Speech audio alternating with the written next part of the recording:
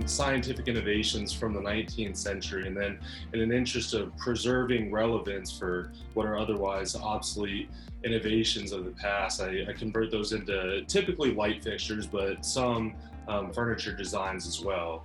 But what I kind of enjoy about it is the conversions that I do are all using technologies that actually existed in the time period of the machines that we add them to. So the bulbs that we use, those are all reproductions of either Edison or Tesla's or original patent applications for the incandescent bulb, the sockets, or reproductions of sockets taken off of 19th century chandeliers, and everything that you see is historically appropriate to that of the 1880s.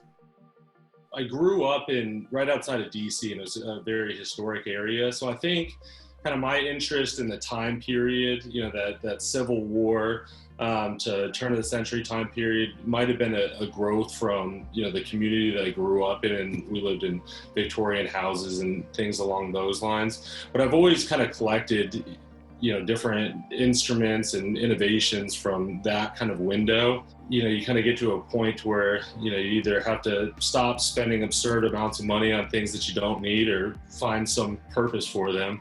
And so I think that's when I first started building things from them and making a little bit more functional kind of sculptural objects as opposed to just showing them as collector's items.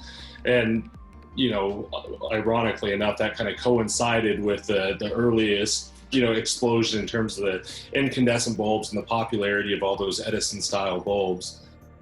We go all over the world sourcing the different base materials. So it started, originally when we, first started exploring these avenues, it was more regional. We would find things from collectors and pickers and things along those lines. And then I've been fortunate enough that, the interest in, what I do artistically has kind of grown to where we can justify seeking out, some of the most notable, museum quality exhibits of the most significant innovations of the past. So we do still work with a lot of collectors. Sometimes when we're traveling, we'll stop in antique malls just for kind of the treasure hunt. We don't find quite as much in those avenues as others, but what's really exciting is we're able to go to the most notable auction houses around the world, and we'll go out to the Christie's auction for scientific instruments in England every year, and that's where you get to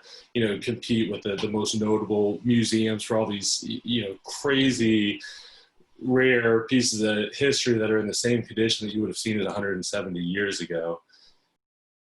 Finding the instruments themselves is very difficult, but once we do, that kind of goes to the conservation phase. So I disassemble all the pieces and I conserve them to as close as museum quality as possible. So following the conservation side of things, when I go about reassembling the instruments, that's kind of when I go about the conversion. That's when we start playing around different ideas about how to incorporate the light bulbs in a way that is, it doesn't necessarily take away from the piece. I try never to, to create some futuristic kind of look. It's more intended to showcase the instrument themselves. And the lighting, adds utility to what is, otherwise obsolete, but it's more to showcase the history of the sextant or the theodolite or whatever it happens to be.